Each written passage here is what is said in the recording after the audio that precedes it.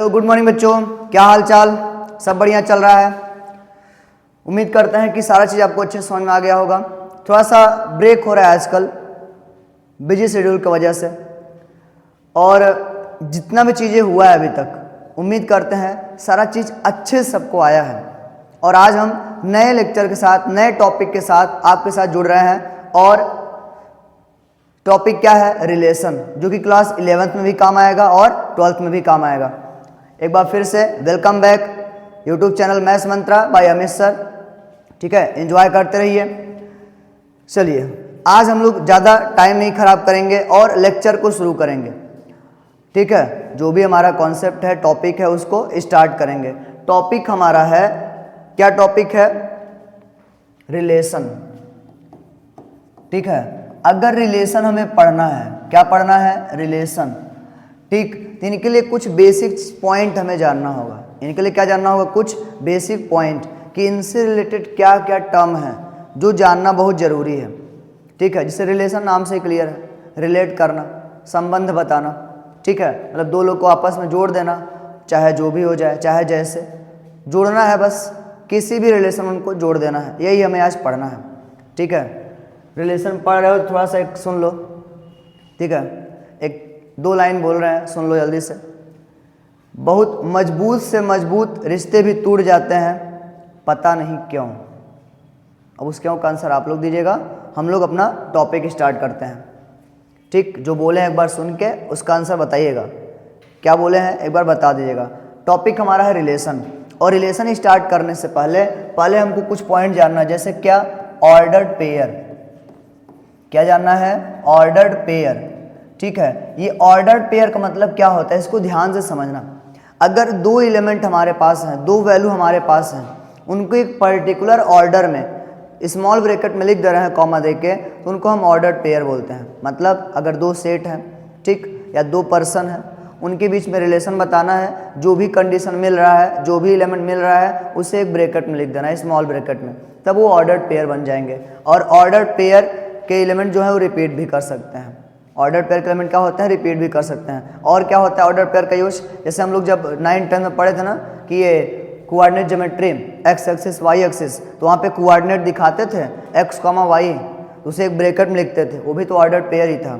वो भी क्या था? ऑर्डर पेयर ही था। तो अगर हमें ऑर्डर पेयर जानना है, क्या जानना है? Order pair. ये क्या है ऑर्डर पेयर? जल्दी समझ लेते हैं। मान लो हमारे पास दो सेट हैं, let we have two sets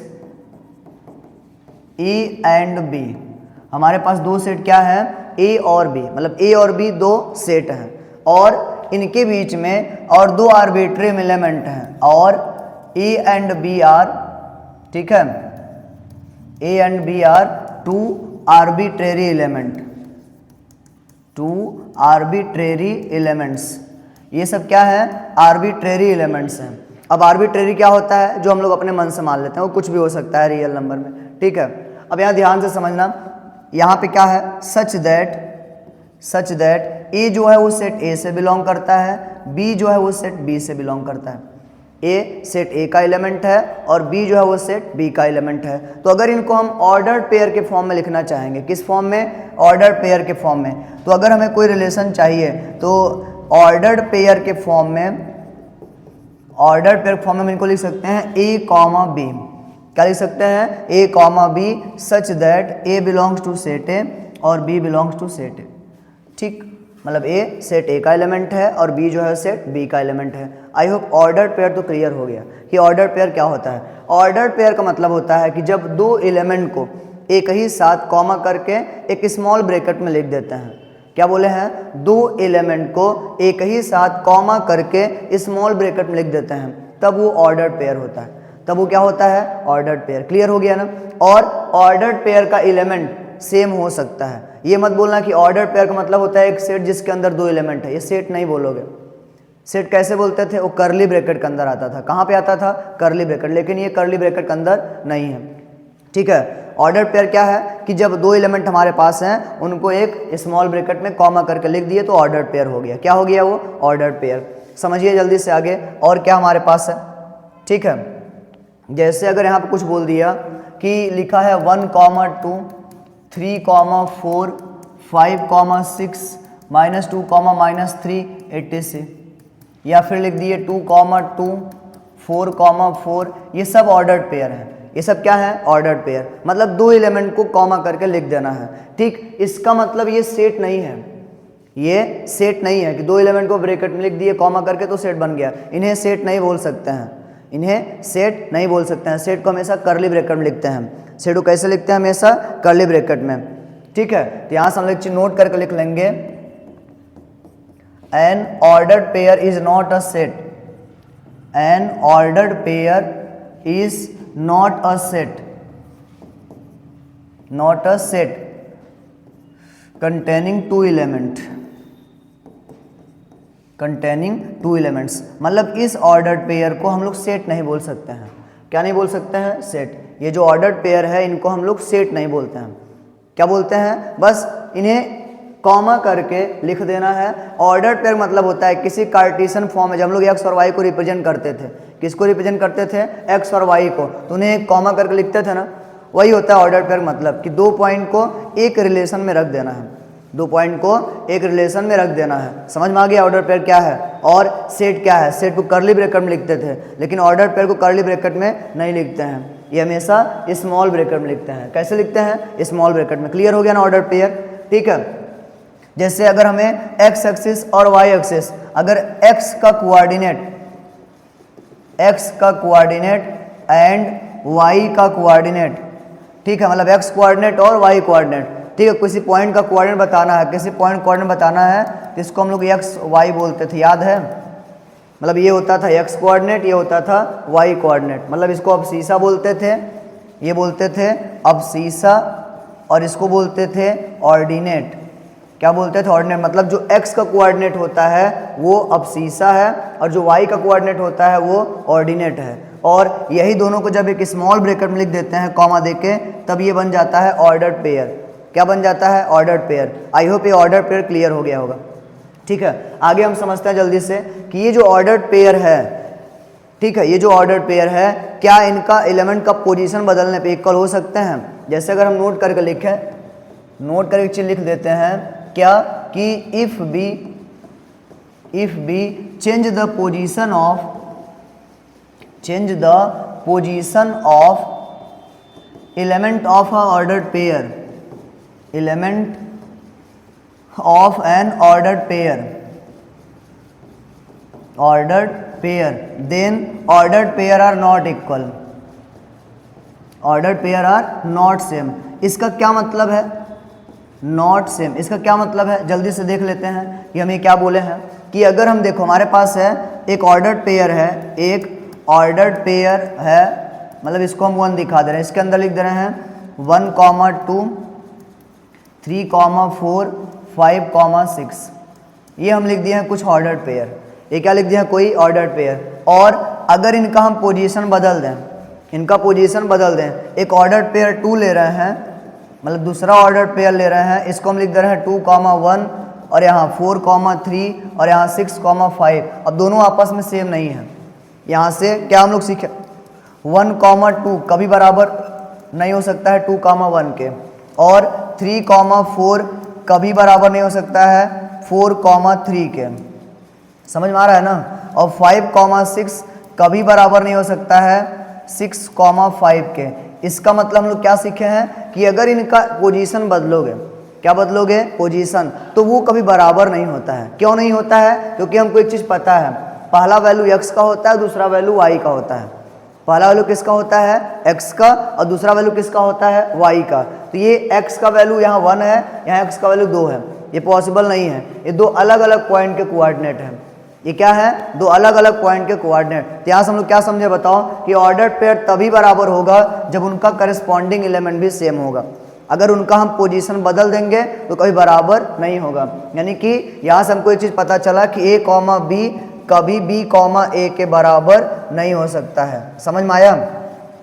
इनके बराबर नहीं हो सकता है। अब यहाँ से एक बात आता है कि बराबर कब होगा, कि दो ऑर्डर्ड पेयर बराबर कब होगा। अब हमको जान लेना है कि ऑर्डर्ड पेयर बराबर कब होगा। अगला चीज जानना है equality of ordered pair, equality of ordered pair. ठीक है, कि दो ऑर्डर्ड पेयर जो हैं वो बराबर कब होते हैं। ठीक, two ordered pair are said to be equal, two ordered pair are said to be equal, ordered pair are said to be equal only when, ये कब इक्वल होते हैं जल्दी बताओ, only when their corresponding elements are them, their corresponding elements are same. अब यहां बात आता है कि एलिमेंट्स होता क्या है, ये एलिमेंट होता क्या है, जल्दी से जान लेते हैं कि करेस्पॉन्डिंग एलिमेंट क्या है। जैसे हम एक ऑर्डर पर लिखे हैं ए कॉमा बी और एक लिखे हैं सी कॉमा डी, ठीक है, ये बराबर है, करा है कि ए कॉमा बी इनके बराबर है। ठीक है, कब बराबर है ध्यान देना, if A is equal to हो जाए सी के और बी इज इक्वल टू हो जाए डी के। मतलब क्या है, फर्स्ट कंपोनेंट फर्स्ट के बराबर हो जाए, सेकंड कंपोनेंट सेकंड के बराबर हो जाए। तो यहां से जो ए है इसको बोलते हैं फर्स्ट कंपोनेंट, फर्स्ट कंपोनेंट, और जो बी है इसको बोलते हैं ए एंड सी, दोनों लिख दो, ए एंड सी, और जो बी और डी है ये है सेकंड कंपोनेंट, ये क्या है सेकंड कंपोनेंट। ए कहीं दोनों बता दिया, ध्यान समझिएगा, ए और सी दोनों ऑर्डर पेयर का ये पहला कंपोनेंट है और बी और डी दोनों ऑर्डर पेयर का दूसरा कंपोनेंट है। जब फर्स्ट कंपोनेंट फर्स्ट के बराबर हो जाए, सेकंड कंपोनेंट सेकंड के बराबर हो जाए तो हमेशा ऑर्डर पेयर इक्वल होता है। हमेशा क्या होता है ऑर्डर पेयर इक्वल, जैसे 1,2 ये 1,2 के हमेशा बराबर होगा। क्यों होगा, क्योंकि 1 के इक्वल है और 2 के इक्वल है। समझ में आया ना कि दो ऑर्डर पेयर इक्वल कब होते हैं, जब उनका करेस्पॉन्डिंग एलिमेंट सेम हो जाए। क्या सेम हो जाए, करेस्पॉन्डिंग एलिमेंट, करेस्पॉन्डिंग मतलब फर्स्ट वाला फर्स्ट के बराबर हो जाए, सेकंड वाला सेकंड के बराबर हो जाए। क्लियर हो गया कि फर्स्ट कंपोनेंट दोनों का आपस में इक्वल हो जाए, सेकंड कंपोनेंट आपस में इक्वल हो जाए, तो उस समय ऑर्डर पेयर हमेशा इक्वल होता है। क्लियर हो गया ना कि ऑर्डर पेयर इक्वल कब होता है।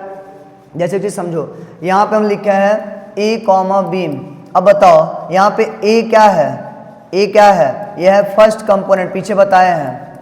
ए क्या है फर्स्ट कंपोनेंट और बी क्या है सेकंड कंपोनेंट, बी क्या है सेकंड कंपोनेंट, और ये जो पूरा लिखा ये क्या है एक ऑर्डर पेयर है। क्या है ऑर्डर पेयर। एक ऑर्डर पेयर में जो उसके अंदर हम लिख रहे हैं उसको हम कंपोनेंट बोलते हैं या एलिमेंट बोलते हैं, या तो कंपोनेंट बोलते हैं और या तो एलिमेंट बोलते हैं। क्लियर हो गया ना, ठीक है। और ये तभी बराबर होगा, जैसे 1,2 हमेशा 1,2 के बराबर होगा, 3,4 हमेशा 3,4 के बराबर होगा, 5,6 हमेशा 5,6 के बराबर होगा। किसको किसको ये ऑर्डर पेयर क्लियर हो गया कि ऑर्डर पेयर क्या है और कब इक्वल होता है। ऑर्डर पेयर मतलब है किसी सेट का एलिमेंट को पकड़ना है और उन्हें एक स्मॉल ब्रैकेट में लिख देना है एक पर्टिकुलर ऑर्डर में, ठीक है, तब वो ऑर्डर पेयर बन जाएंगे। और वो इक्वल कब होते हैं, जब उनका करेस्पॉन्डिंग एलिमेंट सेम हो जाए। फर्स्ट एलिमेंट फर्स्ट के बराबर हो जाए, सेकंड एलिमेंट सेकंड के बराबर हो जाए, थर्ड वाला थर्ड, जो भी मिलेगा। तो ऑर्डर पेयर, पेयर हमेशा दो का बाद थर्ड तो आएगा ही नहीं, यहाँ पे थर्ड आएगा ही नहीं। फर्स्ट वाला फर्स्ट के बराबर, सेकंड वाला सेकंड के बराबर। क्लियर हो गया चीज़, बोलो हाँ या ना कि ऑर्डर पेयर समझ में आ गया, जल्दी बता दो ऑर्डर पेयर समझ में आ गया, ठीक है। आगे देखो, अब आता है एक छोटा सा क्वेश्चन, कह रहा है कि इफ x + y, 8 ये इक्वल है 7, x - y, find x, y। x और y का वैल्यू बताना है। अभी बोले हैं कि दो ऑर्डर पेयर इक्वल तभी हो सकता है जब उनका करेस्पॉन्डिंग एलिमेंट सेम हो जाए।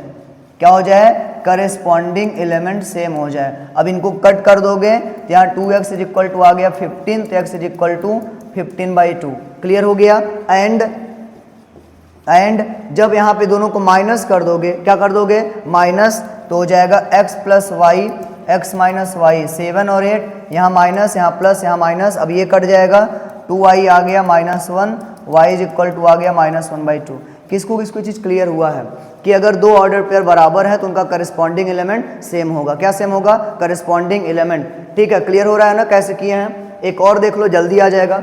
जैसे दिया है 3x + 2y, 3x - 2y, और इधर हमको दे दिया है 12, 8। अब बताओ x और y का वैल्यू, x और y का वैल्यू तो कैसे करोगे, 3x + 2y = 12 हो जाएगा, और 3x minus 2y is equal to 8 हो जाएगा। अब डायरेक्ट वो कर दो, ये 2y कट गया, प्लस माइनस कट गया, 3 हो जाएगा 6 और ये हो जाएगा 20, तो x इज इक्वल टू आ गया 20/6 मतलब 10/3। बोलो क्लियर है, क्या गया 10/3। और अगर इनको हम पुट करना चाहेंगे यहाँ पे, या पुट नहीं करना डायरेक्ट माइनस कर दो, 3x plus 2y is equal to 12 और 3x minus 2y is equal to 8, minus कर दो, माइनस प्लस माइनस। अब इस बार ये कट गया, यहाँ आ जाएगा 4 और यहाँ आ जाएगा 4, तो y इज इक्वल टू 1। बोलो कैसा लगा ये ऑर्डर पेयर? क्लियर हो गया ना कि ऑर्डर पेयर क्या है और कब इक्वल होता है, उसके लिए कंडीशन क्या है। ऑर्डर पेयर तभी इक्वल होता है जब उनका करेस्पॉन्डिंग एलिमेंट सेम हो जाए। क्या हो जाए? Corresponding element same.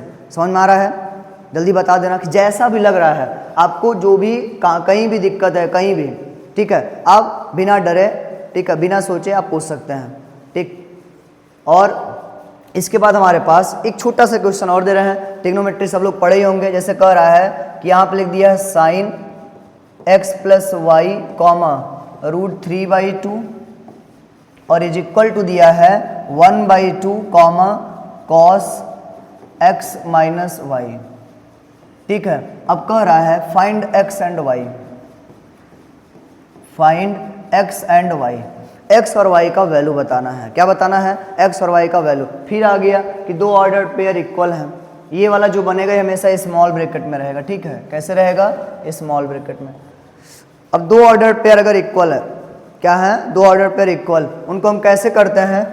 बराबर दिखाओ, पहला कंपोनेंट बराबर दिखाओगे पहले कंपोनेंट के और दूसरा कंपोनेंट बराबर दिखाओगे दूसरे कंपोनेंट के। अब एक चीज़ हमें बताओ, पढ़े हो सब लोग, यहाँ अगर साइन है तो ये साइन में किसका वैल्यू है? 1/2 किसका होता है? साइन 30 का। और ये √3/2 कॉस में किसका होता है? कॉस 30 का। बोलो आया? अब इनको कंपेयर कर दो, जब रेशियो सेम होते हैं तो उनका एंगल भी सेम होता है। ऑन कंपेयरिंग तो हमें यहाँ से क्या मिल जाएगा? कंपेयरिंग के बाद x प्लस वाई आ गया 30 और x माइनस वाई आ गया 30। अब ऐड कर दो तो 2x इज इक्वल टू 60 हो गया, मतलब x इज इक्वल टू 30। और अगर x 30 हो गया देन y क्या हो जाएगा? 0। क्यों 0 हुआ है? 30 हो गया, 30 है, 30 माइनस 30 0 आ जाएगा। बोलो ये क्लियर है कि नहीं? किसको किसके ऑर्डर पेयर क्लियर हो गया? ये ऑर्डर पेयर किसको किसको क्लियर हो गया? जल्दी बता दो कि ऑर्डर पेयर क्या है, उनसे क्वेश्चन कैसे बन रहा है, ठीक है। अगर क्लियर हो गया हो तो आगे बढ़ें, ठीक। इसके बाद देखो ऑर्डर पेयर के बाद हमारे पास आता है बारी कार्टेशियन प्रोडक्ट। क्या आता है? Cartesian product. इसके बाद बारी आएगा कार्टेशियन प्रोडक्ट। क्या आएगा? Cartesian product. अब ये कार्टेशियन प्रोडक्ट क्या है, ध्यान से समझना कि क्या होता है कार्टेशियन प्रोडक्ट। इनको हम लोग क्रॉस प्रोडक्ट भी बोलते हैं। क्या बोलते हैं? क्रॉस प्रोडक्ट, ठीक। ये क्या होता है जल्दी समझो कि कार्टेशियन और क्रॉस का मतलब क्या है। मान लो हमारे पास दो सेट हैं, let we have two sets, let we have two sets A and B. हमारे पास दो सेट क्या है? ए और बी हैं। दो सेट क्या है? ए और बी। और ध्यान से समझना, ठीक है। और मान लेते हैं लेट, फिर से A belongs to set A और B belongs to set B. और ए कॉमा बी, यहाँ पे ए कॉमा बी क्या है? Where A comma B any arbitrary element, B any arbitrary elements. बोलो क्लियर हो रहा है ना? हम मान लिए हमारे पास दो सेट हैं, हमारे पास क्या है? दो सेट ए और बी, और उनके अंदर दो एलिमेंट है, मतलब ये सेट ए का एलिमेंट है और ये सेट बी का एलिमेंट है। तो अगर हमको यहाँ से ए क्रॉस बी बोलना पड़ेगा, क्या बोलना पड़ेगा? A cross B. तो हो जाएगा A comma B such that A belongs to set A होगा और B belongs to set B होगा। इसका क्या मतलब है कि उसके क्रॉस में ऑर्डर पेयर का पहला एलिमेंट हमेशा सेट ए का होगा और दूसरा एलिमेंट हमेशा सेट बी का होगा। अगर यहीं से तुमको कह दिया कि बी क्रॉस ए बताओ, क्या बोल दिया? बी क्रॉस ए बताओ, यहाँ पे अब बी का पहले आएगा ए का बाद में। बी बिलोंग करेगा सेट बी से और ए बिलोंग करेगा सेट ए से। बोलो आया? अगर यहीं कह दिया ए क्रॉस ए बताओ, तो यहाँ पे हमेशा ए कॉमा ए आएगा। बोले हैं कि ऑर्डर पेयर का एलिमेंट सेम हो सकता है, ए कॉमा ए आ गया such that A belongs to set A, मतलब पूरा ए का ही एलिमेंट रहेगा वहाँ पे। अगर बोल दिया बी क्रॉस बी, तो यहाँ पे आ जाएगा B comma B such that B belongs to set B. बोलो ये क्लियर है कि नहीं? कि क्रॉस का मतलब क्या है। अभी एग्जाम्पल दे रहे हैं, परेशान होने की जरूरत नहीं है। क्रॉस का मतलब है कि अगर हमारे पास दो सेट हैं, एक सेट के अंदर ए है और एक सेट के अंदर बी है, तो उनका जब क्रॉस करोगे तो पहले उस ऑर्डर्ड पेयर में ए का एलिमेंट पहले आएगा और बी का एलिमेंट बाद में आएगा। क्लियर हो गया ये चीज़ कि क्रॉस प्रोडक्ट क्या है। क्रॉस और कार्टेशियन एक ही है, ठीक है। मतलब उनको एक पेयर बना के बस तुमको लिख देना है, ये नहीं कि मल्टीप्लाई करना 2 2 जा 4, बस एक पेयर बना के कॉमा करके लिखते चले जाना है। अब एग्जाम्पल अभी दे रहे हैं, जैसे समझो एक चीज़ और कि मान लो हमारे पास बात कर ले टोटल नंबर ऑफ एलिमेंट्स, ठीक है, number of elements in A cross B when पहले सेट में एलिमेंट है m और दूसरे सेट में एलिमेंट है n, तो इनकी क्रॉस में एलिमेंट जो मिलेगा वो हमेशा mn होगा। क्या होगा? हमेशा mn, ठीक है। हम क्या बोले हैं, अगर हमारे पास दो फाइनाइट सेट हैं, क्या है, दो फाइनाइट सेट हैं, एक के पास m एलिमेंट है। फाइनाइट क्या होता है? जिसके एलिमेंट को काउंट कर सकते हैं। एक के पास m एलिमेंट है और एक के पास n, तो उनके क्रॉस में हमेशा mn एलिमेंट आएगा। क्या आएगा? mn। अगर कोई एक सेट इनफाइनाइट हो गया, या तो ए या तो बी, तो उनका क्रॉस हमेशा इनफाइनाइट होगा। यहां से नोट करके लिख लेंगे, इफ आइदर ए और बी इज इनफाइनाइट, अगर कोई एक इनफाइनाइट हो गया देन ए क्रॉस बी जो मिलेगा इज आल्सो एन इनफाइनाइट, ये भी एक इनफाइनाइट सेट मिल जाए। क्लियर हो गया ना कि अगर कोई एक इनफाइनाइट मिला, इनफाइनाइट मतलब जिसके एलिमेंट को काउंट नहीं कर सकते हैं, तो उनके क्रॉस में भी इनफाइनाइट एलिमेंट ही आएगा। क्या आएगा? इनफाइनाइट। क्लियर हो गया ना। अगर यहाँ से हमसे कह रहा है कि Na के पास m एलिमेंट है, Nb के पास n एलिमेंट है और Nc के पास z एलिमेंट है, तो इनकी क्रॉस में कितना आएगा? इनकी क्रॉस में कितना आएगा? mnz। कितना आएगा? mnz। बोलो आया? डायरेक्ट उनका हम लोग मल्टीप्लाई कर देते हैं। इनको हम और कैसे लिख सकते हैं बताओ? इनको देखो, इनको लिख सकते थे Na इंटू Nb। बोलो हाँ या ना? कैसे? m का मतलब Na और n का मतलब Nb। ऐसे इनको हम लोग क्या लिख सकते थे? Na into Nb into Nc। बोलो ये चीज़ क्लियर है कि नहीं कि क्रॉस प्रोडक्ट क्या है? अब एग्जाम्पल देंगे तो और अच्छे से क्लियर हो जाएगा। क्रॉस प्रोडक्ट का मतलब है कि दो सेट के एलिमेंट को एक ऑर्डर्ड पेयर फॉर्म में करके लिख देना है। और अगर a क्रॉस b बोलेगा तो a का एलिमेंट पहले रहेगा, और b क्रॉस a बोलेगा तो b का एलिमेंट पहले रहेगा, और a क्रॉस a है तो a का ही a के साथ पेयर बनाना है, और b क्रॉस b है तो b का b के साथ पेयर बनाना है। ठीक है, अब एग्जाम्पल से समझते हैं। एक एग्जाम्पल से जल्दी समझ लेते हैं कि a इज इक्वल टू दिया है a comma b comma c, और b इज इक्वल टू दिया है c कॉमा d। क्या दिया है? c comma d। अब हमसे कह रहा है a क्रॉस b बताओ, b क्रॉस a बताओ, और a क्रॉस a बताओ, और b क्रॉस b बताओ। जितना हम लोग पढ़े अभी पूरे को देख लेते हैं, तुरंत क्लियर हो जाएगा 1 मिनट के अंदर कि क्या क्या है ये पे। a क्रॉस b, अब बोले हैं क्रॉस में a का पहले रहेगा, a का पहले रहेगा और b का बाद में। पहले a पकड़ो, अब a का c के साथ, फिर a का d के साथ, फिर ऐसे b का c के साथ, फिर b का d के साथ, फिर c का c के साथ, और c का d के साथ। क्लियर हो गया? ये हमारा आ गया a क्रॉस b। क्लियर था नहीं बताओ? अब इसके पास देखो 1 2 3 है, इनके पास 2, तो 1 2 3 4 5 6, 3 2 जा 6। अभी पीछे वही पढ़े हो, अगर a के पास m है और b के पास n, तो उनके क्रॉस में m इंटू n आता है। अब इनके पास Na का वैल्यू 3 था और Nb का वैल्यू 2 था, तो n a क्रॉस b जो आया है वो 3 इंटू 2 मतलब 6 आया है। बोलो क्लियर है? क्लियर है चीज़? अब अगर b क्रॉस a बोलेगा तब पहले b का आएगा। पहले किसका आएगा? b का। कैसे? पहले c कॉमा a, फिर c comma b, c comma c, और d comma a, d comma b, और d कॉमा c। बोलो क्लियर है? इसके पास भी 6 ही आएगा।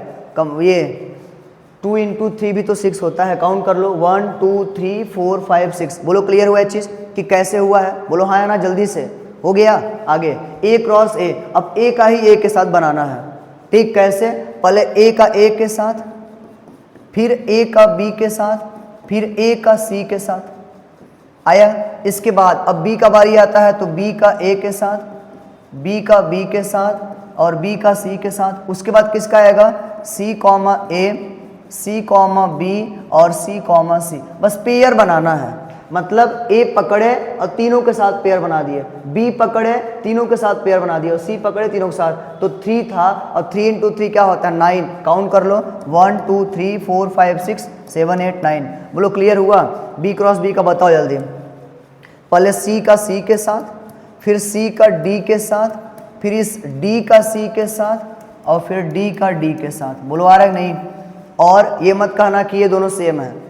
ऑर्डर्ड पेयर अगर पोजीशन बदल गया तो सेम नहीं होता है, पीछे बताया है। सी कॉमा डी कभी डी कॉमा सी के बराबर नहीं हो सकता है। क्लियर हो गया ना। बोलो हाँ है ना कि ऑर्डर्ड पेयर और क्रॉस प्रोडक्ट क्या था। आ गया। एक आंख और देख लो फिर आगे बढ़े। कॉन्सेप्ट समझ रहे हैं जल्दी से, क्वेश्चन तो अगले वीडियो में आएगा। ठीक, क्या है समझना कि अगर a इज इक्वल टू दिया है 1 2 3 और b इज इक्वल टू दिया है 5 6, तो बताओ a क्रॉस b क्या होगा। a क्रॉस b कैसे बताओगे बताओ। पहले 1 का 5 के साथ, फिर 1 का 6 के साथ, अब ऐसे ही 2 का 5 के साथ, 2 का 6 के साथ, 3 का 5 के साथ और 3 का 6 के साथ। ये हो गया दोनों का क्रॉस।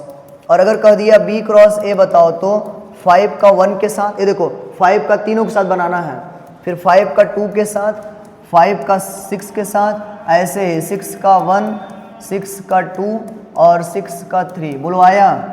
क्लियर हो गया नहीं ये चीज़ कि क्रॉस हम लोग कैसे करते हैं। क्लियर हो गया होगा आई होप। अब देखो एक चीज़ और जान लो, अगर हमारे पास 3 सेट आ गया, कितना आ गया 3 सेट। जैसे बोल दिया कि अगर a इज इक्वल टू दिया है 2 3 और b इज इक्वल टू दिया है 4 5 और c इज इक्वल टू दिया है 1 2। अब हमसे कह रहा है a cross b cross c बताओ। क्या कह रहा है a cross b cross c बताओ। तो कैसे बताओगे एक बार बता दो हमें। पहला काम यहाँ से निकालोगे a क्रॉस b। क्या निकालोगे a क्रॉस b। कैसे निकालोगे, पहले 2 पकड़ो, 2 का 4 के साथ, फिर इस 2 का 5 के साथ, एक बन गया। अब ये 3 को पकड़ो, 3 का 4 के साथ, 3 का 5 के साथ, ये हो गया a क्रॉस b। बोलो आया। 2 दूना 1 2 3 4। क्लियर। अब कह रहा है a cross b cross c बताओ। मतलब यही जो मिला है इनके साथ ये करोगे तो पहले सबके साथ 1 जोड़ दो, फिर सबके साथ 2 जोड़ दो। कैसे जोड़ोगे, यहाँ पे आ जाएगा 2 4 1, फिर 2 5 1, 3 4 1, 3 5 1। अब ये हो गया। अब 2 का बारी आता है, 2 4 2, 2 5 2 और 3 4 2 और 3 5 2। बोलो आया। ये हो गया a cross b cross c। बताओ कैसा लगा, जल्दी बताओ कैसा लगा, समझ में आया, समझ आया। जल्दी बता देना कि किसको किसको आ गया कि क्रॉस प्रोडक्ट क्या था। बताओ आ गया नहीं। एक छोटा सा क्वेश्चन लिखते हैं। ठीक है, एक छोटा सा क्वेश्चन लिखते हैं। दिया हुआ है a दिया है a कॉमा b और b दिया है 1 2 3। a दिया हुआ है a कॉमा b और b दिया है 1 2 3। अब हमसे बोल रहा है फाइंड करो a cross b, b cross a और a cross b intersection b cross a। ठीक, और ठीक है, और बोल रहा है कि is a cross b equal होगा b क्रॉस a के। इतना चीज़ हमसे पूछा है। तो अगर हम लोग a क्रॉस b का बात करेंगे, किसका बात करेंगे, a क्रॉस b का, कैसे होगा बताओ। a का पहले तीनों के साथ बना दो, तो a 1, a 2, a 3, ऐसे ही b 1, b 2 और b 3। ये हो गया a क्रॉस b। ये क्या हो गया a क्रॉस b। और अगर b क्रॉस a बोल रहा है तो पहले इनका सबके साथ बनाओ, 1 a, 1 b, फिर 2 a, 2 b और 3 a, 3 b। बोलो क्लियर हुआ कि नहीं, हाँ या ना बोल दो। अब इन दोनों में कॉमन चाहिए। अभी बताया है अगर ऑर्डर्ड पेयर का एलिमेंट जो है उनका पोजीशन बदल दिए तो ऑर्डर्ड पेयर बराबर नहीं होता है। तो इधर 1 a है लेकिन यहाँ a 1 है, दोनों अलग है। A,2 लेकिन 1,B, A,3 2,A, B,1 2,B सब अलग अलग हैं, तो लिख देंगे 5। और ये इनके बराबर नहीं है, लिख देंगे नो। क्या लिख देंगे? नो। आई होप ये चीज़ क्लियर हो गया होगा कि कार्टेशियन क्या था, क्रॉस क्या था, सब चीज़ मिल गया सबको ना, बोलो हाँ या ना, मिल गया। अब हमारे पास आता है, क्या आता है कि ये जो कार्टेशियन प्रोडक्ट है इनको रिप्रेजेंट कैसे करते हैं, जो कार्टेशियन प्रोडक्ट है इनको रिप्रेजेंट कैसे करते हैं, मतलब representation of Cartesian product of set. अब इनका दो तरीका है। अब हमें क्या जानना है, रिप्रेजेंटेशन ऑफ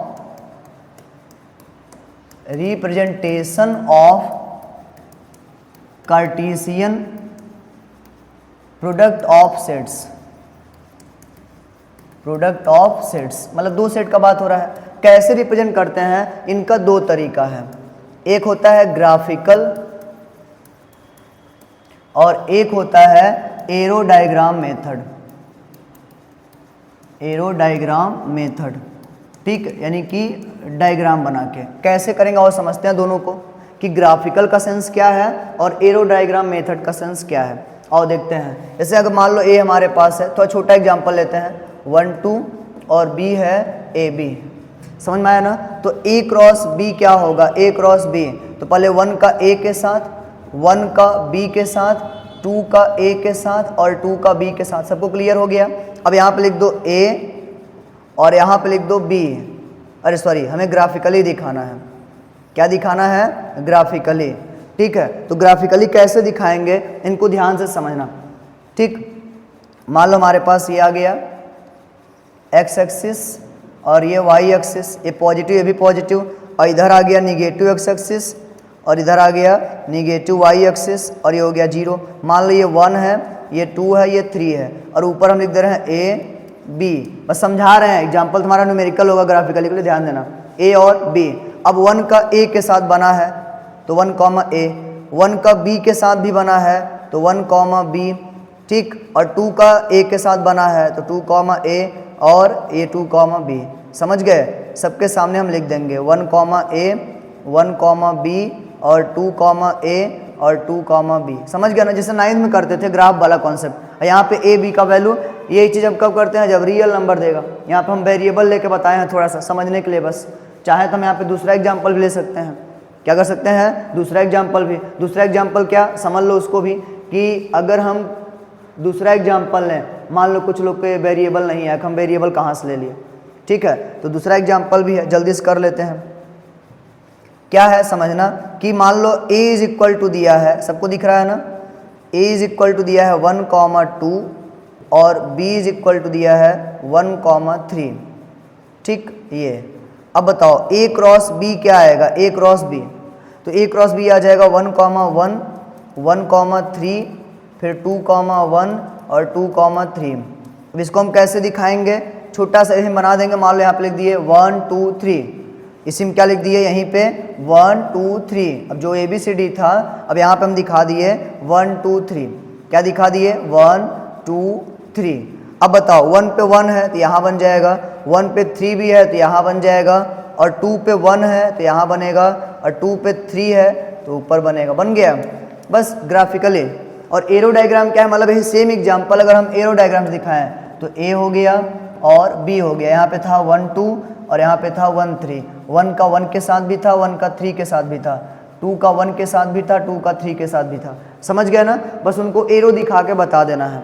कैसे बता देना है? एरो दिखा के। ये बताओ किसको किसको ये आ गया कि कैसे इनको हम रिप्रेजेंट करते हैं, ठीक है। इसका मतलब ये हम ग्राफ बना करते हैं जो कोऑर्डिनेट ज्योमेट्री में किए थे, और ये क्या है, डायरेक्ट एरो बना देते हैं कि कौन किससे जुड़ा है, मैच द फॉलोइंग वाला, कौन सा किसका है, वो तो सबको आता ही है, ठीक है। इसके बाद क्या हमारे पास है, ध्यान से समझना, कार्टेशियन तक सबका हो गया होगा कि क्या है ये, ठीक है।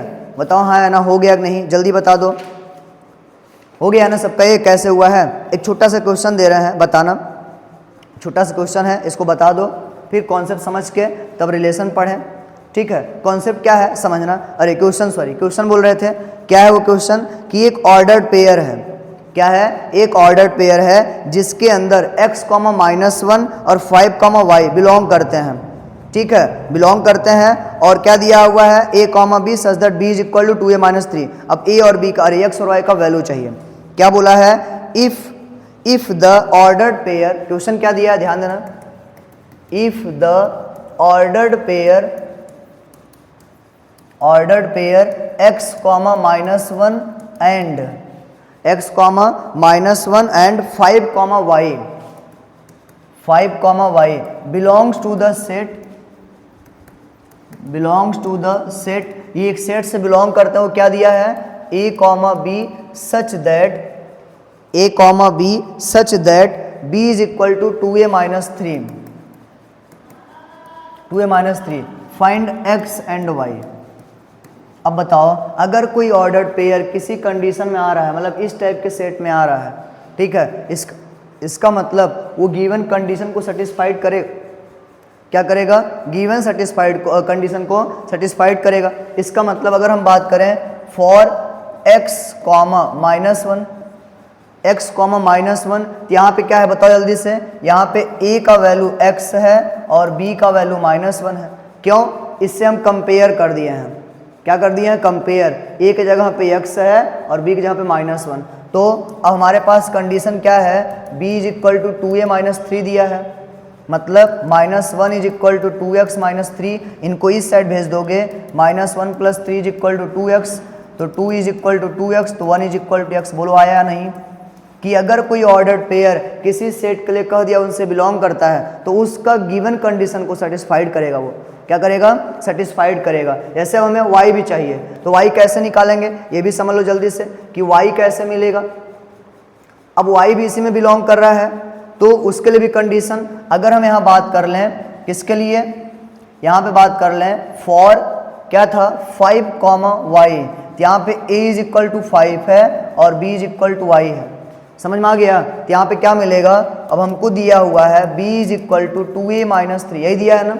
अब b के जहाँ पे क्या लिख दोगे y, और यहाँ 2 इंटू 5 माइनस 3, तो 10 माइनस 3 क्या हो गया 7, y का वैल्यू आ गया 7 और x का आ गया 1। बोलो आया कि नहीं, क्या आ गया, y का आ गया 7 और क्या है x का 1। क्लियर है, ठीक है, कि अगर कभी ऐसा कंडीशन देगा सब लोग कर लेगा, बोलो हाँ या ना, कर लोगे ना, हाँ ठीक है। अब देखो कभी क्या होता है कि क्रॉस दे देता है, क्या दे देगा, a क्रॉस b, और कह देगा a और b का एलिमेंट बताओ, क्या बोल देगा, a और b का एलिमेंट बताओ। कैसे दे रहा है, रुको हम दे रहे हैं क्वेश्चन एक, कि यहाँ पे a और b का एलिमेंट हमसे पूछ रहा है। पहले एक छोटा सा क्वेश्चन कर लें फिर वो बताएं। दिया हुआ है इफ a बिलोंग्स टू, क्या बोल रहा है, इफ a बिलोंग्स टू, एक छोटा सा क्वेश्चन दिया हुआ है, समझ लेते हैं। a जो है वो बिलोंग कर रहा है कहाँ से कहाँ तक, -1 2 3 4 5 कह रहा है। इफ a बिलोंग्स टू -1 2 3 4 5, और जो b है वो किससे बिलोंग कर रहा है, 0 3 6, b बिलोंग टू 0 3 6। अब ये दो हमको एलिमेंट दिया है, ये इनसे बिलोंग करते हैं, और उसके बाद कंडीशन क्या दिया हुआ है, write the set of all ordered pair a comma b, हमें पूरा ऑर्डर्ड पेयर चाहिए, such that a plus b is equal to 5। अब कह रहा है हमको एक ऑर्डर्ड पेयर चाहिए, क्या चाहिए, ordered pair a comma b such that a plus b is equal to 5। a belongs to, मान लो ये सेट a है और ये सेट b है, ये सेट a से है और ये सेट b से है। आओ देखते हैं जल्दी से क्या करना है। बोला है कि सेट a से a बिलोंग कर रहा है, सेट b से b बिलोंग कर रहा है, तो पूरा ऑर्डर पेयर बताओ कब, जब condition a plus B is equal to 5 है। क्या है condition, a plus B is equal to 5। आ जाओ जल्दी से, मतलब इनमें ऐसा नंबर लेना है कि जोड़ने पे 5 ही है, जोड़ने पे क्या है 5। कैसे निकालेंगे आओ देखते हैं, सब लोग यहाँ ध्यान से देखना। 5 लाना है, क्या लाना है 5। अगर हम लोग -1 ले लें, -1 में क्या जोड़ें कि 5 आ जाए, 6 जोड़ेंगे, बोलो हाँ या ना। -1 प्लस 6, अब 6 - 1 5 हो जाएगा, एक चीज़ मिल गया। अब अगर 2 लेंगे तो 2 में 3 जोड़ेंगे, 2 और 3 क्या होगा 5 होगा, 2 और 3 क्या होगा 5। उसके बाद क्या होगा जल्दी बताओ, उसके बाद क्या होगा, ordered pair a comma b पूछ रहा है, ऑर्डर्ड पेयर क्या पूछा है a कॉमा b, और क्या बनेगा बताओ। 3 लेंगे तो 3 के लिए कोई है नहीं, 4 लेंगे तो 4 के लिए कोई है नहीं, 5 लेंगे तो 0 होगा, 5 लेंगे तो 0 होगा। ऑर्डर्ड पेयर क्या पूछा था a कॉमा b, क्या पूछा था a कॉमा b। तो ए कॉमा बी पूछा तो इनको हम रिवर्स कर नहीं सकते हैं, ये हो गया इनका आंसर। बोलो किसको किसको ये चीज़ आया कि हमको ऑर्डर पेयर बताना था, ए इनसे बिलोंग कर रहा है और बी इनसे बिलोंग कर रहा है, तो ए प्लस बी को 5 लाना है, मतलब ए का वैल्यू यहाँ से पकड़ना है, बी का वैल्यू यहाँ से। ऐसा नहीं है कि हम 2,3 लिए तो 3,2 ले लें, वो गलत हो जाएगा, क्योंकि 3,2 3 बी से बिलोंग करता है। पहला एलिमेंट सेट ए से होना चाहिए था और दूसरा एलिमेंट कहाँ से होना चाहिए था, सेट बी से। आई होप आपको ये क्लियर हो गया होगा, बोलो हाँ या ना, क्लियर हो गया है। ठीक, आगे एक जल्दी से बता दो। अब हमको दिया है उनका क्रॉस और कह रहा है कि सेट ए और सेट बी का वैल्यू जल्दी बता दो। क्या बोल रहा है, सेट ए और सेट बी का वैल्यू जल्दी से बता दो। ए क्रॉस बी हमको दिया हुआ है 1,2, फिर 2,3 और 3,2।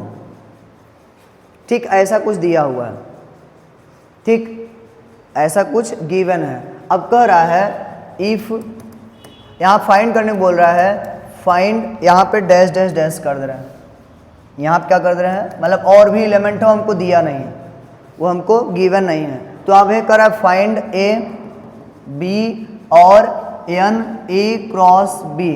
तो पहले ए बताओ, ठीक, पहले सेट ए बताओ और सेट बी बताओ, उनका एलिमेंट बता दो, एन ए क्रॉस बी बताओ। तो हमें पता है कि किसी के क्रॉस में जो पहला एलिमेंट होता है वो ए का होता है, वो किसका होता है, ए का। तो क्या मिलेगा यहाँ बताओ जल्दी से, ए का वैल्यू मिल गया 1 2 3, बी का वैल्यू क्या मिल जाएगा बताओ 2 और 3, बी का वैल्यू क्या मिल जाएगा 2 और 3, तो यानी कि यहाँ से एन ए इज इक्वल कितना आ गया 3 और एन बी इज इक्वल कितना आ गया 2, मतलब इसका जो पहला एलिमेंट था उनको हम लोग ए बोल दिए और जो दूसरा एलिमेंट था उनको हम क्या बोल दिए, बी। अब यहाँ से देखना कि अगर हम लोग ए क्रॉस बी का बात करेंगे तो आ जाएगा 1,2 1,3 और 2,2 2,3 और 3,2 और 3,3। ठीक है, तो कितना हो गया बताओ, एन ए क्रॉस बी हमारे पास आ गया 1 2 3 4 5 6। किसको किसको ये चीज़ क्लियर हो गया बताओ कि ए क्रॉस बी हम कैसे करते हैं, समझ में आ रहा है ना। ठीक है, अब देखो इसके बाद हमारे पास क्या आएगा, एक और छोटा सा देखते हैं कि कॉन्सेप्ट क्या है। कह रहा है कि अगर हमको एक क्वेश्चन दिया है ए और बी दो सेट हैं, ए और बी क्या है, दो सेट हैं, उनके पास 3 एलिमेंट्स है कॉमन, 3 एलिमेंट्स क्या है, कॉमन है। और क्या बोल रहा है, N A is equal to 5 है, N B is equal to 4 है, तो एन ए क्रॉस बी क्या होगा, मतलब एन ए क्रॉस बी और N A cross B intersection B cross A, हमसे ये पूछ रहा है। कौन कौन बता सकता है, यहाँ बस नंबर ऑफ एलिमेंट पे पूछ रहा है। क्या पूछ रहा है, नंबर ऑफ एलिमेंट। अब 3 एलिमेंट कॉमन था और उसके बाद ए में 5 था, बी में 4 था, तो 5 4 जा 20, ए क्रॉस बी हो जाएगा। ए क्रॉस बी में क्या हो जाएगा, 5 4 जा 20 और ए क्रॉस बी और बी क्रॉस ए का इंटरसेक्शन, तो उसमें क्या मिलेगा, जो कॉमन होता है वही होता है। कॉमन कितना मिला था 3, तो 3 इंटू 3 क्या हो जाएगा 9। मतलब क्वेश्चन क्या बोला हमारे पास कि अगर ए इंटरसेक्शन बी में 3 दिया हुआ है और एन ए का जो वैल्यू है वो 5 है, एन बी का वैल्यू जो है वो 4 है, तो एन ए क्रॉस बी ये हो जाएगा, ये होता था N A into N B, पीछे बताए हैं, तो 5 4 जा क्या हो जाएगा 20, क्या हो जाएगा 20। अब फिर बोला है N A cross B intersection A cross, अरे कौन सा, B cross A, B cross A. अब दोनों में कॉमन बोला है 3, कितना कॉमन है 3, मतलब जो कॉमन एलिमेंट है किसमें, किसके बीच में कौन बोला था, ए और बी दो सेट थे, इनके पास 3 एलिमेंट कॉमन है, तो उनके क्रॉस में भी 3 ही कॉमन आएगा, हो जाएगा 3 इंटू 3 मतलब 9, क्या हो जाएगा 9, तो उनके क्रॉस में 9 एलिमेंट आएगा। ठीक, मतलब ए क्रॉस बी और बी क्रॉस ए का इंटरसेक्शन कितना आ जाएगा 9। ठीक है, आई होप आपको ये सारा चीज़ क्लियर हो गया होगा जो भी बताया गया है, बोलो हाँ या ना। ठीक है, जल्दी से आगे समझते हैं। कुछ हमारे पास क्या है, लॉज हैं, ठीक है, क्या है, कुछ इंपॉर्टेंट रिजल्ट्स हैं, इनको जल्दी देख लेते हैं। क्या क्या है कि अगर कोई हमारे पास 3 सेट हैं ए बी और सी, क्या बोला है, हमारे पास 3 सेट हैं ए बी और सी, तो A cross B union C हमेशा A cross B union A cross C के बराबर होता है। डिस्ट्रीब्यूटिव प्रॉपर्टी कि पहले ए का बी के साथ क्रॉस, फिर यूनियन ए का सी के साथ क्रॉस, ये लिख दिए हैं। फिर ए क्रॉस बी इंटरसेक्शन सी, तो पहले इनका क्रॉस, फिर यहाँ इंटरसेक्शन आ जाएगा, फिर A क्रॉस C हो जाएगा। और क्या है कि A cross B minus C अगर आएगा तो ये हो जाएगा। इनको हम लोग बोलते थे डिस्ट्रीब्यूटिव प्रॉपर्टी। क्या बोलते थे? Distributive property. और क्या है कि अगर A और B दो नॉन इम्पटी सेट हैं, नॉन इम्पटी का मतलब जिनके अंदर कोई एलिमेंट है, जीरो नहीं है, सेट एलिमेंट है, और करा अगर A cross B B cross A के बराबर है, हमको पता है कि बराबर नहीं होता है, और अगर बराबर बोल दिया है तो सिर्फ एक ही केस में हो सकता है जब A और B आपस में सेम हो। ठीक है, A cross B B cross A के बराबर नहीं होता है। क्यों? क्योंकि ऑर्डर पेयर ही नहीं बराबर होता है, और जब तक ऑर्डर पेयर बराबर नहीं है तो क्रॉस भी बराबर नहीं होगा। और अगर रेयर केस में अगर हो रहा है तो तभी पॉसिबल है जब A और B बराबर है। क्लियर हो गया? आगे करा है A अगर B का सबसेट है तो A क्रॉस A हमेशा सबसेट होगा A cross B intersection B cross A का। इसका क्या मतलब है कि अगर A का एलिमेंट B के अंदर है, ठीक है, तो A क्रॉस A जो आएगा मतलब खुद के साथ क्रॉस, वो सबसेट होगा A cross B intersection B cross A का। सबसेट है, बात एक ही होगा। और अगर A B का सबसेट है तो A क्रॉस C सबसेट होगा B क्रॉस C के, कोई सेट C के लिए। ठीक है, इसके बाद क्या हमारे पास है, करा है कि अगर A सबसेट है B का और C सबसेट है D का, तो A क्रॉस C हमेशा सबसेट होगा B क्रॉस D का। इनको भी हम लोग क्वेश्चंस देख लेंगे और प्रूविंग भी। फिर कह रहा है कि अगर कोई set A B C D है, अगर चार सेट हमारे पास आ गया, क्या आ गया? चार सेट, तो कह रहा है A cross B intersection C cross D ये हमेशा इसके बराबर होगा। इस लॉ को एक बार देख लेना। ठीक है, और अगर कोई हमारे पास तीन सेट है A B C, तो A क्रॉस B का कंप्लीमेंट U में से माइनस करते थे, याद कर लेना, यूनियन C का कंप्लीमेंट फिर से कंप्लीमेंट। और हमको पता है इनको हम लोग क्या लिख सकते थे, इनको हम लिखते थे कि अगर इतना हमारे पास मिला है तो होता था इसका कंप्लीमेंट इंटरसेक्शन ये, और ऊपर कंप्लीमेंट लगा दिए। ये कैसे मिलेगा? ये किसी सेट का कंप्लीमेंट का फिर से कंप्लीमेंट करोगे तो सेट आ जाएगा, और फिर देखो सिर्फ कंप्लीमेंट कंप्लीमेंट वही आ जाएगा। तो A का क्रॉस B के साथ भी और C के साथ भी, यहाँ इंटरसेक्शन था तो यहाँ भी क्या आ गया? इंटरसेक्शन। ये कहाँ से आया है? D Morgan's law. कहाँ से आया ये? D Morgan's law. फिर वही चीज़ उसका उल्टा है, जहाँ पे यूनियन था यहाँ इंटरसेक्शन है। फिर कह रहा है कि अगर A और B नॉन इम्पटी सेट हैं जिनके पास n एलिमेंट कॉमन है, अभी सेम चीज़ के पीछे यही क्वेश्चन किए हो, 3 एलिमेंट कॉमन था, तो उनका A क्रॉस B और B क्रॉस A में 3 इंटू 3 मतलब 9 एलिमेंट आया था। कितना आया था? 9 एलिमेंट। वही बोल रहा है अगर उनके पास n एलिमेंट कॉमन है तो A क्रॉस B और B क्रॉस A में n स्क्वायर एलिमेंट कॉमन आएगा। ये देख लो। ठीक है, गया पीछे, वो पीछे बताया था ना 3 एलिमेंट था, 3 A और B के पास 3 एलिमेंट कॉमन था। A क्रॉस B और B क्रॉस A का इंटरसेक्शन 3 3 या 9 आया था। यहाँ पे क्या है? 3 का स्क्वायर 9 ही होता है। क्लियर हो गया ये चीज़? क्या हुआ आगे? इसके बाद क्या हमारे पास है, ध्यान समझना। कह रहा है कि A और B अगर नॉन इम्पटी सेट हैं, A और B क्या है? नॉन इम्पटी सेट, तो A क्रॉस B अगर A क्रॉस C के बराबर है, इसका मतलब B भी C के बराबर होता है। B भी क्या होता है? C के बराबर। ये हमारे पास क्या थे? कुछ लॉज थे, कुछ यूजफुल रिजल्ट थे, इनको जानते रहना। ठीक है, क्या क्या यहाँ पे था। ठीक है, अब इसके बाद हमारे पास आता है कॉन्सेप्ट, जो चैप्टर हम लोग का नाम था रिलेशन। अब यहाँ से, अभी तो हम लोग बेसिक पढ़े हैं, अब यहाँ से आता है रिलेशन। क्या आता है? रिलेशन। हम लोग ऑर्डर पेयर समझ लिए। क्या समझ लिए? Order pair. ऑर्डर पेयर क्या था? और कार्टेशियन प्रोडक्ट भी समझ लिए, जिसको क्रॉस प्रोडक्ट बोलते थे, और उनके अंदर एलिमेंट कैसे मिलता था, सारा चीज़ हो गया है। सबको क्लियर हो गया होगा कि जितना भी चीज़ पढ़ाया गया है सबको आ गया होगा। बोलो हाँ या ना, आया है कि नहीं? एक बार फिर से देख लेना अच्छे से कि ऑर्डर पेयर क्या था, इक्वल कब था। ऑर्डर पेयर मतलब दो एलिमेंट लेना है, स्मॉल ब्रैकेट में कॉमा करके लिख देना है, और उनका अगर पोजीशन बदलोगे तो बराबर नहीं होंगे। बराबर कब होंगे? बराबर कब होंगे? जब उनका करस्पॉन्डिंग एलिमेंट सेम हो जाए। फर्स्ट वाला फर्स्ट के बराबर हो जाए, सेकंड वाला सेकंड के बराबर हो जाए। ठीक है, उससे कुछ क्वेश्चन भी देखे हैं, 2-3 जो भी देखे हैं। ठीक, उसके बाद समझे हैं कार्टेशियन प्रोडक्ट, कुछ क्वेश्चन देख लिए हैं, उनके पास एलिमेंट क्या था वो भी देख लिया है। अब जानना है रिलेशन। ठीक है, रिलेशन क्या होता है अब हमको क्लियर है। रिलेशन मतलब होता है संबंध। क्या होता है? संबंध। जैसे अब हम दो लोग हैं, अब बोल दिए कि मेरा भाई है, मतलब हम दोनों के बीच में क्या है? भाई भाई का रिलेशन है। बोल दिए ये मम्मी है, माँ बेटे का रिलेशन है। ठीक है, बोल दिए कोई नंबर है, ये है, और दूसरे के पास उनसे 10 ज़्यादा है, तो यहाँ पे मोर और लेस वाला केस आ गया। ठीक है, हम बोल दें ये उनके स्क्वायर के बराबर है, तो स्क्वायर रिलेशन आ गया। मतलब जो रिलेशन है ये कुछ भी हो सकता है, चाहे ब्लड रिलेशन का हो जाए, ठीक है, चाहे मोर लेस का हो जाए, चाहे 2 टाइम 3 टाइम का हो जाए, चाहे स्क्वायर और क्यूब का हो जाए। समझ गए ना? चाहे रेसिप्रोकल का हो जाए, कुछ भी हो सकता है। रिलेशन डिफाइन करना है तो दो लोग के बीच में रिलेशन कुछ भी हो सकता है। अब ये होता क्या है? मान लो हमारे पास 2 सेट हैं।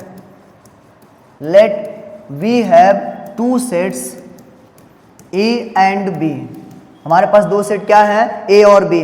अगर इनके बीच का हमको रिलेशन जानना है, इनके बीच का अगर हमको क्या जानना है, रिलेशन, तो a relation is define, a relation is define from set A to set B, set A to set B as, कैसे डिफाइन करते हैं, R is relation is always a subset of, always a subset of A cross B. इसका क्या मतलब है कि जो that means are जो होता है वो हमेशा सबसेट होता है ए क्रॉस बी का। क्या होता है, जो ए क्रॉस बी के अंदर एलिमेंट आएगा वो उस रिलेशन के अंदर भी रहेगा, मतलब रिलेशन का एलिमेंट ए क्रॉस बी के अंदर आएगा। ठीक, कभी रिलेशन का एलिमेंट इससे ज़्यादा नहीं हो सकता है, या तो उसके बराबर होगा या तो उससे कम होगा। समझ गए ना। ठीक, इनको कैसे लिखते हैं, ऑर्डर पेयर के फॉर्म में ए कॉमा बी, और ए जो होता है वो सेट ए का एलिमेंट होता है, बी जो है सेट बी का एलिमेंट होता है। बोलो क्लियर है, ए किसका एलिमेंट है, सेट ए का, और बी किसका एलिमेंट है, सेट बी का। क्लियर हो गया। ठीक है, और अगर कह रहा है कि ए कॉमा बी बिलोंग करता है आर से और ए रिलेटेड बी, इनको कैसे बोलते हैं कि ए इज रिलेटेड टू बी। जब ऐसा होता है तब हम लोग ये साइन लगाते हैं। और अगर बोल दिया A comma B does not belongs to R, या ए आर के साथ रिलेशन नहीं है, तो इनको क्या बोलेंगे, A is not related to B.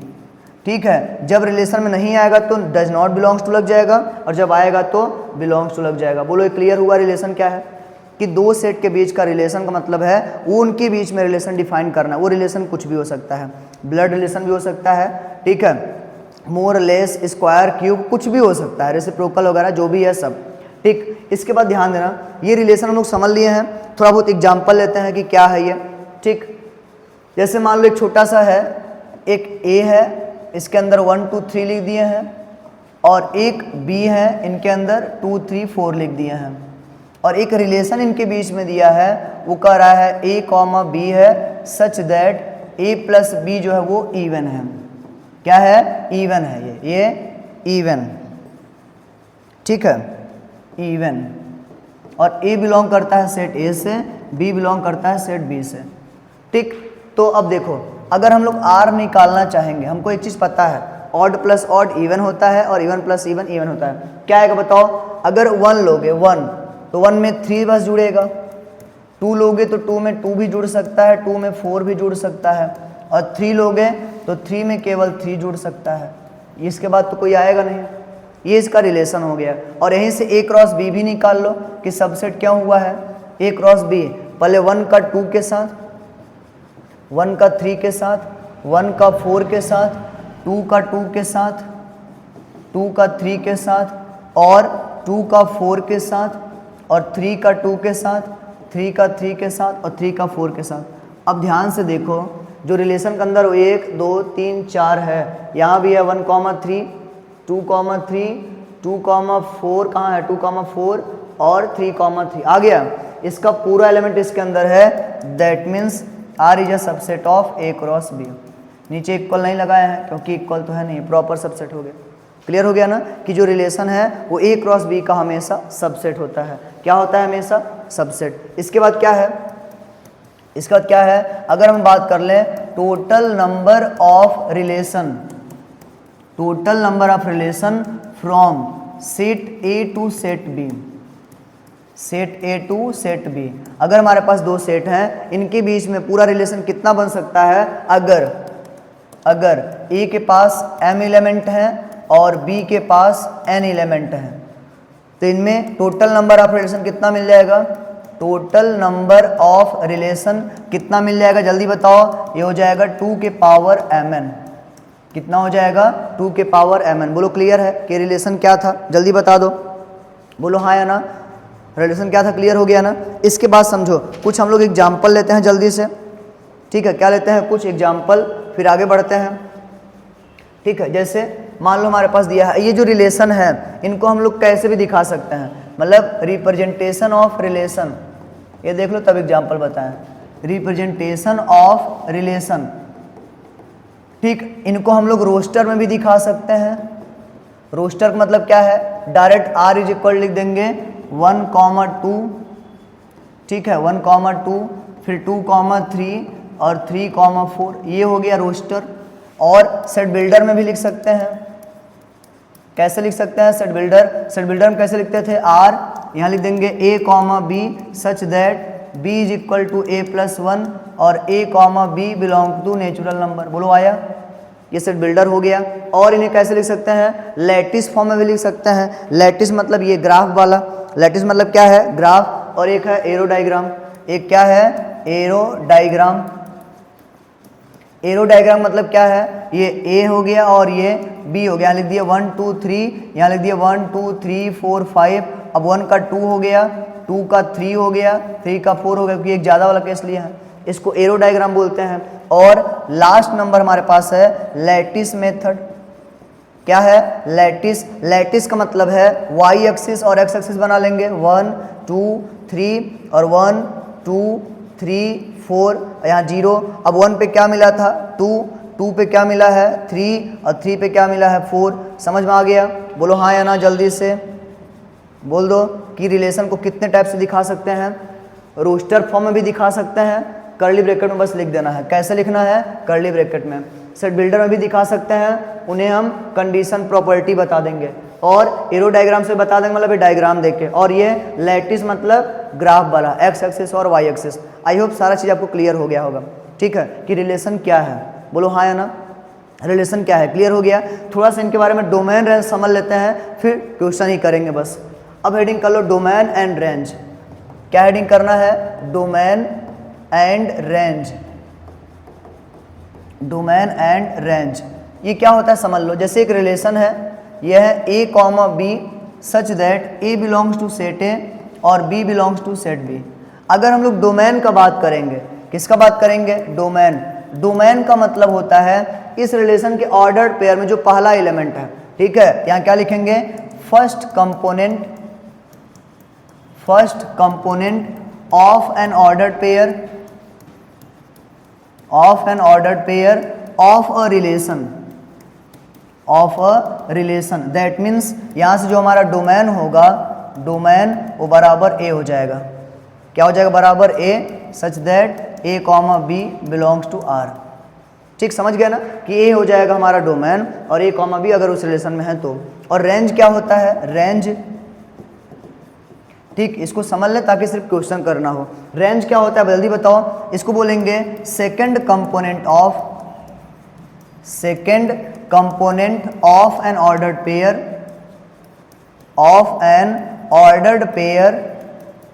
Of a relation. मतलब उस रिलेशन का जो ऑर्डर्ड पेयर है उसका सेकंड कंपोनेंट। दैट मीन्स यहाँ से रेंज इज इक्वल टू हमको मिल गया b और a कॉमा b बिलोंग करता है r से। बोलो ये क्लियर हो गया सबको, ये क्लियर हो गया ना कि क्या हम बोले हैं कि डोमेन क्या है, पहला कंपोनेंट ऑर्डर पेयर का रिलेशन का, और रेंज क्या है, दूसरा कंपोनेंट। रेंज क्या है, दूसरा कंपोनेंट। अब हम लोग जल्दी जल्दी कुछ क्वेश्चन लेते हैं और इनको समझते हैं कि यहाँ पे क्या हुआ है, ठीक है।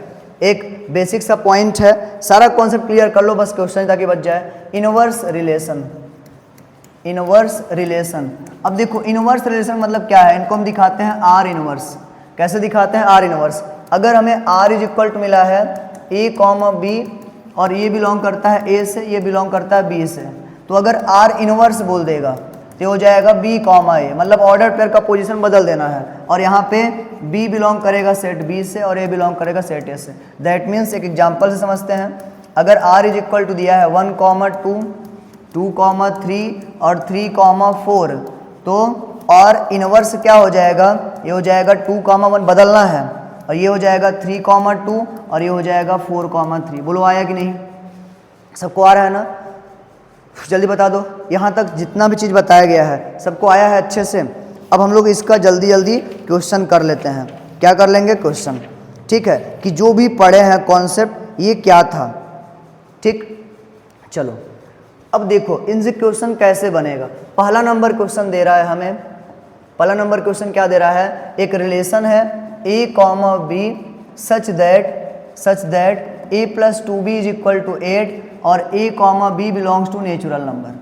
ए कॉमा बी कहाँ से बिलोंग करता है, नेचुरल नंबर, और वो जो नेचुरल नंबर है वो है 1 2 3 से लेके 14 तक। कहाँ तक है, 14 तक। अब आ जाओ जल्दी से, अब कह रहा है यहाँ पे फाइंड आर डोमेन और रेंज। अब सब कॉन्सेप्ट हो गया, बस हमें क्वेश्चन करना है, मतलब रिलेशन बताओ, उसका डोमेन बताओ और उसका रेंज बताओ। अब रिलेशन कैसे बताओगे, जल्दी बताओ। रिलेशन सबसे पहला एक कॉन्सेप्ट यहाँ पे देख लेते हैं कि हमें दिया हुआ है a plus 2b is equal to 8, यानी कि 2b is equal to 8 minus A, और ये हो जाएगा 8 माइनस ए बाई 2। बोलो क्लियर है, जल्दी बताओ। अब यहाँ पे देखो ये इवन है, ये भी, और इवन इवन यहाँ वाला भी सब इवन आना चाहिए। तो क्या कर ले सकते हो, अगर 2 लोग हैं 2, तो 8 में से 2 निकालोगे 6, और 6 अपन में 2 3 आ जाएगा। अगर 2 दूना 4 लोगे, क्योंकि इवन लेना है 4, तो 8 में से 4 निकालो 4, और 4 अपन में 2 2 आ जाएगा। और फिर 6 लोगे तो 1 आ जाएगा। उसके बाद जब 8 लोगे 8 माइनस 8 0, और 0 अपन में 2 0, और 0 यहाँ पे कहीं दिख नहीं रहा है तो उसको हम नहीं लेंगे। ये आ गया रिलेशन, ये क्या आ गया, रिलेशन। क्लियर हो गया ना, ठीक। उसके बाद डोमेन, डोमेन क्या था जल्दी बताओ। डोमेन पहला एलिमेंट 2 4 6, इसका रेंज क्या है जल्दी बताओ, रेंज। इसका दूसरा एलिमेंट 3 2 1, किसको किसको ये कम क्लियर हो गया कि रिलेशन क्या था, डोमेन क्या था और रेंज क्या था। क्लियर हो गया। एक एग्जांपल और देख लो जल्दी से, कि हमको दिया है r is equal to X comma Y such that x plus 3y is equal to 41, और x comma Y belongs to natural number, और जो नेचुरल नंबर है यह है 1 2 3 से लेके ये भी 14 तक ही है। कहाँ तक है, 14 तक। फिर वही चीज़ बताओ, रिलेशन बताओ, डोमेन बताओ, रेंज बताओ। तो कैसे करोगे, सबसे पहला साइड में यहाँ कर लो, x प्लस 3y बराबर 41, तो 3y बराबर 41 माइनस एक्स, y बराबर 41 माइनस एक्स बाई 3। अब नीचे 3 है, मतलब ऑड है, और यहाँ पे जितना नंबर लाना है सब 3 का, मतलब 3 के ही उसमें लाना है। जैसे 3 6 9 12, डिफरेंस 3 3 का लोगे ताकि फ्रैक्शन ना मिले। क्या लेंगे बताओ, पहले 1 लेंगे, 1 पे तो होगा नहीं क्योंकि 40 हो जा रहा है, 40 बाई 3 फ्रैक्शन हो गया। 2 ले लो, क्या ले लो 2। तो रिलेशन कैसे मिलेगा, 2 अगर लेंगे तो 41 माइनस 2 39, और बाई 3 13 आ गया। 2 के बाद क्या लेंगे, अब 2, अब बोले नीचे 3 है ना, 3 3 जोड़ते चले जाओ, क्या कर दो 3 3 जोड़ते चले जाओ, 5 ले लो 5, तो 41 माइनस 5 36 बाई 3 12, 5 के बाद 8 लोगे तो 11, और 8 के बाद क्या लोगे 11, 8 के बाद क्या आएगा 11, 11 पे क्या आएगा जल्दी बताओ। 11 के बाद 41 माइनस 11 30 आएगा, और 30 मतलब यहाँ 10 हो गया। उसके बाद हम क्या ले लें 14 लेना है ना, 14 पे आएगा जल्दी बताओ। यहाँ से 14 माइनस करोगे 11 में से 4 निकाले 9, और ये कितना आएगा जल्दी बताओ 41, और माइनस कभी कभी दिमाग 11 में से 4 निकाले 7 होता है, देखो 9 बता रहे थे, और ये 9 आ जाएगा। ठीक है, अब इसके बाद क्या कोई मिलेगा जल्दी बताओ। इसके बाद कोई भी नहीं मिलेगा। क्यों नहीं मिलेगा, क्योंकि 14 भी था, डेडलाइन इसका 14 है। अब ये सब आ गया रिलेशन, ये सब क्या आ गया रिलेशन। तो इनका डोमेन कौन बताएगा भैया, डोमेन 2 हो गया, 5 हो गया, 8 हो गया, 2 5 8 के बाद 11 और 14, और इनका रेंज कौन बता देगा हमें, रेंज क्या हो गया 13 12 11 10 और 9। एक बार चेक कर लो सही है। 1 तो ले नहीं सकते थे, 40 आ रहा है, 2 लिए तो 13, फिर 13 के बाद 12 11 10 9, और उसके बाद 2 5 8 11 14, सब सही है। क्लियर हो गया चीज़ ना, कि रिलेशन क्या है, डोमेन क्या है, जो भी है। बोलो हाँ या ना, समझ में आ गया अच्छे से। एक एग्जाम्पल और बता दो जल्दी से, तब हमें लगे कि हाँ समझ में आया है। जल्दी बताओ क्या दिया है, एक रिलेशन है जेड इंटीजर के लिए डिफाइन है। किसके लिए है, इंटीजर के लिए, मतलब r इज इक्वल टू दिया है a comma B such that a square plus B square is equal to 25, और a comma B belongs to integers. a comma B किससे बिलोंग करते हैं, इंटीजर से। अब ऐसा लेना है कि दोनों का स्क्वायर करने पे 25 आ जाए, दोनों का स्क्वायर करने पे क्या आ जाए 25, मतलब न ज़्यादा न कम, सिर्फ 25 चाहिए। तो कैसे लोगे बताओ, हमको पता है कि जो रिलेशन मिलेगा अगर 0 लोगे तो अगले को 5 लेना पड़ेगा, तभी ना ये 0 हो जाएगा, 25 आ गया। और अगर 0 लोगे तो -5 भी लेना पड़ेगा, सही है। अब इनके बाद कोई केस मिलेगा नहीं, और इसी का उल्टा भी कर दो 5, 0 और -5, 0। ठीक, और क्या मिल सकता है बताओ, इनके अलावा और कुछ मिल सकता है, जल्दी बताओ, इनके अलावा कि 0 5 मिल गया, 0 -5 5 0 -5 0, और क्या मिल सकता है, जल्दी बताओ जल्दी, हमें जोड़ने पे 25 लाना है, जोड़ने पे क्या लाना है 25, 16 और 9 25 भी होता है, 16 9 क्या होता है 25, 3 और 4, 3 या 9 और 16 25, और 4 और 3 भी मिलेगा, -3 और 4, ठीक है, और क्या मिलेगा 3 और -4, ठीक, और कुछ मिल सकता है, जल्दी बताओ, इसके बाद क्या मिलेगा -3 -4, और कुछ नहीं, ठीक है, एक और मिल जाएगा -4 -3, बस, इनके अलावा कुछ भी नहीं मिलेगा, इनके अलावा हमारे पास अब कुछ भी नहीं आएगा। बोलो किसको किसको ये समझ में आया कि अगर ये क्वेश्चन दिया है तो हम लोग कैसे करेंगे, सबको आ गया, बोलो हाँ या ना।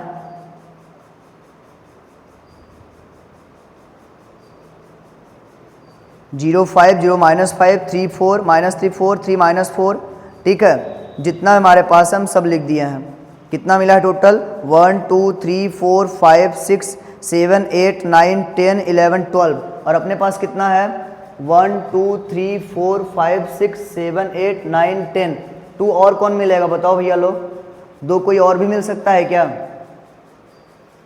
2 कोई और भी मिल सकता है, ये मैं पता है जब ये करेगा तो इनका उल्टा भी करेगा, इनका उल्टा करने मतलब क्या है 4 -3 और -4 3, ये पूरा हमारा हो गया रिलेशन, ये पूरा क्या हो गया रिलेशन। अब हमें कौन बताएगा डोमेन, डोमेन कौन बताएगा, पहले तो 0 है, 0 के बाद क्या है 5 है, -5 है, 3 है, 4 है, और -3 है, -4 है, और कुछ है क्या 0 5 -5 3 4 -3 और -4, बस यही रिपीट किया है, ये आ गया, और यही सेम चीज़ रेंज भी हो जाएगा, यही सेम चीज़ क्या हो जाएगा रेंज भी, क्योंकि रेंज में देखो 5 है, -5 है, 0 है, 4 है, 3 है, -4 है, -3 है।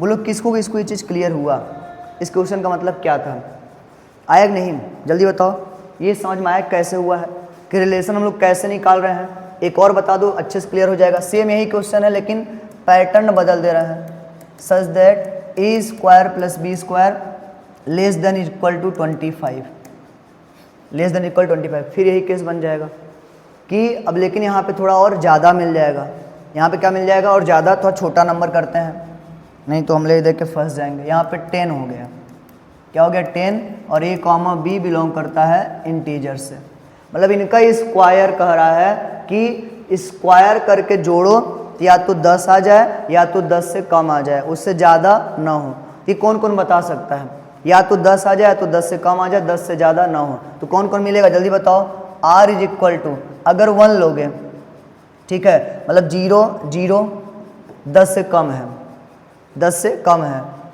1 1 10 से कम है, 2 2 भी 10 से कम है, 3, ठीक है, मतलब 2 2 मतलब 4 + 4 8, अब 3 जब लोगे तो 3 का स्क्वायर 9 9 18, ज़्यादा हो जाएगा, 3 में क्या हो जाएगा ज़्यादा, कैसे किए हैं ये देखो, 0 का स्क्वायर 0 का स्क्वायर 0 आ गया, 1 का स्क्वायर 1 + 1 2 आ गया, 4 + 4 8 आ गया, उसके बाद जब जाओगे 3 का स्क्वायर 9 + 9 18, ज़्यादा हो गया, आगे जाना नहीं है, अब इन्हें में आगे पीछे करो जो भी करना है। अब क्या कर सकते हैं 0 और 1 ले लिए, 1 और 0 भी ले सकते हैं, ठीक है, 0 और 2 ले लिए, 2 और 0 भी ले सकते हैं, ठीक, और 0 और 3 भी ले सकते हैं, 0 और -3 भी ले सकते हैं, बोलो आया ना, 9 ही हो रहा है, और क्या मिलेगा बताओ इसके बाद, और क्या मिलेगा, अब सबको माइनस में भी कर दो, अब सबको माइनस में भी कर दो, माइनस मतलब -1 और -1, ठीक है, -2 और -2, ठीक, और क्या मिलेगा 0 और -1, -1 और 0, और क्या 0 और -2, -2 और 0, और क्या मिल सकता है 0 और -3 तो हो गया है, यहाँ से हम बनाएंगे क्या 3 0 -3 0, बोलो आया, और क्या मिलेगा, ऐसे यहाँ पे और भी मिल सकता है, कौन कौन सा -1 और 1, 1 और -1, -2 और 2, और 2 और -2, ऐसे ही अपना जो भी मिलेगा बना लेना, स्क्वायर करने पे 10 आ जाए या तो 10 से कम आ जाए, उससे ज़्यादा ना आए। आई होप आपको ये चीज़ क्लियर हो गया होगा कैसे हुआ है। बोलो आ रहा है नहीं समझ में? जल्दी बताओ कि कैसे ये चीज़ हो रहा है। एक और छोटा सा दे दें तब जल्दी से। कह रहा है रिलेशन दिया हुआ है कि नेचुरल से नेचुरल और x + 2y = 10 दिया है। r = दिया है x, y और x + 2y = दिया है 10 और x, y belongs to natural number. Relation, domain, range बताओ। रिलेशन, डोमेन और रेंज, ठीक है। देखो यहाँ पे कैसे मिलेगा, r = यहाँ पे रखना है और रखने पे 10 आना है। कैसे हम लोग करते थे याद है? x + 2y अगर 10 है तो 2y = 10 - x, y = 10 - x/2।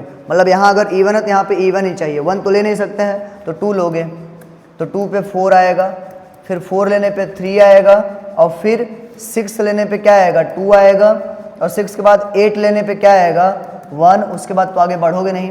इसका डोमेन बता दो हमें, डोमेन कि डोमेन क्या है, 2, 4, 6, 8 और इनका रेंज क्या है, रेंज क्या है जल्दी बताओ। रेंज 4, 3, 2 और 1।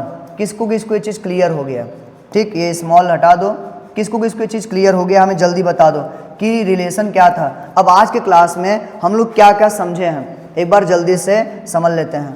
ठीक, आज के लिए इतना ही है। अगले वीडियो में हम लोग मिलेंगे किसके लिए, किसके लिए मिलेंगे बताओ? Type of relation. अभी ये जो टॉपिक था ये 11th के लिए भी है और 12th के लिए भी है, लेकिन अगला वीडियो सिर्फ 12th के लिए रहेगा। 12th में टाइप नहीं पढ़ना है, 12th में टाइप नहीं पढ़ना है। आज क्या क्या समझो एक बार जल्दी से रिकॉल कर लो। सबसे पहला हम लोग पढ़े हैं ऑर्डर्ड पेयर।